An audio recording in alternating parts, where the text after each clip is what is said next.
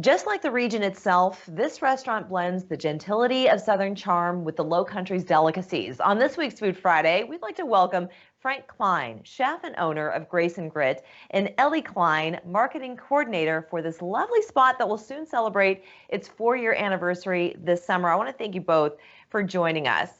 Thanks so much for having us. Thank you. And congratulations on going 4 years strong. Now, Grace and Grit, it's kind of a two-parter type of a restaurant. Maybe you can explain to us how this works. Absolutely. So Grace and Grit was our first established restaurant, August 7th, 2017. Grace and Grit's a little more, I wouldn't say fine dining, but a little more formal. It's a beautiful place to sit down in the restaurant. We run a really awesome bourbon program here where we focus on corn, kind of both on the food and at the bar. Grit Gounter is a second restaurant. Right now we do just lunch 11 to 3. Same kitchen, same chefs.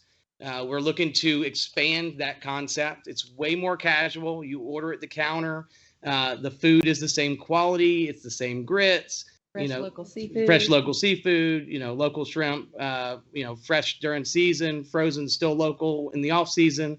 And that's kind of our concept that we're going off of, which we're going to open a second location of that'll be open for lunch and dinner in North Charleston later this year. That's wonderful. Well, it's kind of perfect, especially at this time in our world's history, because a lot of things are to go. And, that's been a struggle for a lot of restaurants, is having to figure out, well, how am I going to now do this? But it looks like you already had a plan in place, whether you knew it or not. Well, let's talk about the food, shall we? Because Absolutely. It's right there in the title, grit. So grits are your thing. That's correct. So, that's obviously our heart and soul, if you will. Grits are everything to us here.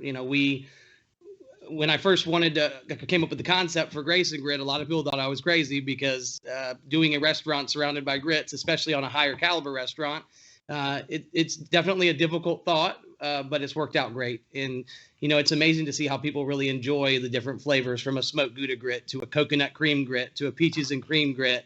We kind of take all of that, and whether it's on a more casual build your own bowl, like at the Grit Gounter, where you can kind of really play with everything, or whether it's at Grace and Grit, where you're going to get a beautiful piece of local snowy grouper, and we're going to do it for you in a different presentation, whether it be with a Rockefeller style sauce, or if we're going to do a crazy set like a blackened set where the fish has a little bit of spice to it.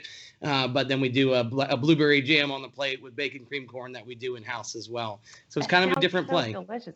That's unique. It's such a unique concept in that you've used grits as your medium, but you also incorporate other ingredients and things that are very local to the Low Country in particular, such as the seafood, which I think is fantastic. But you two are clearly a very strong team. Is there collaboration of how to create the next best grit dish? Do you have anything that's in the works right now that you're trying to perfect? We've tried a lot of different grits over the years. Some will never make it to platform, but we've tried them. Is there chocolate grits out there? We tried a chocolate grit. We actually did a mole grit with a dark chocolate that was really good. We've done a birthday cake grit at one point. Really? Wow. We've done some that again that nobody needs. Fun. We had fun trying them. Yes. We kind of spend every day, whether it's the Grit Gounter, where we have a special bowl every week, where Chef Craig Duquette actually plays there, and he will come up with a different grit almost every week. Chef Joe Martin and Chef Karen Stabler at night, they get to dabble. We have some really good chefs with us here. So I get to be at that level now where we get to talk about them, and then and we get to see, okay, well, let's see what this will be like. Let's see what. Yeah. So we've done a blueberry grit, but maybe let's see what a blueberry raspberry grit will taste like, or, we'll play with the season. So one of my favorites, we just got some local ramps from West, or not local ramps, but some wild ramps from West Virginia that a local forager picked for us. And so we did a ramp grit, which was phenomenal. It almost has like a nice bright garlic flavor to it. But it's amazing, the grits will adapt to almost anything that you throw at them. Yes, it certainly sounds like it. Well, it's a wonderful concept, and I recommend anybody if you're afraid of grits, go to Grace and Grit and give it a try. Where can people find you and your hours of operation? So as far as our location is actually 320 Wingo Way. So we're kind of on, I like to call it Hotel Row down here by Patriots Point, right where the waterfront park is. Okay. We're right on the corner of kind of where Mathis Ferry meets 17. Both of our locations currently are here. So the Grit Counter is right next door to Grace and Grit.